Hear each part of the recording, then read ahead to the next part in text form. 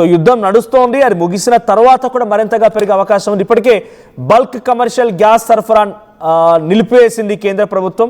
So బల్క్గా సరఫరా చేయడం లేదు. సో యాజ్ ఆఫ్ నౌ ఒకటేసారిగా ఈ స్థాయిలో పెరిగిపోవడం అందరినీ కూడా షాక్ గురి చేసింది. అర్ధరాత్రి నుంచే ఆల్రెడీ ఆ ధరలు అమల్లోకి వచ్చాయి. సో 50-60 రూపాయలు పెరగడం పెద్దగా ఎఫెక్ట్ కాదేమో అని చెప్పి సామాన్యులకు అంటే కొంతమందికి అనిపించినా కూడా ఇది ఒక్కసారిగా బల్క్గా చూడండి, హోటల్ నిర్వహించే వారికి పర్ డే ఒక సిలిండర్ చొప్పున వేసుకున్నా కూడా నేమున్నట్టు కంటే కూడా ఇప్పుడు ఒక 115 రూపాయలు ఎక్కువ అదనంగా చెల్లించాల్సి ఉంటుంది.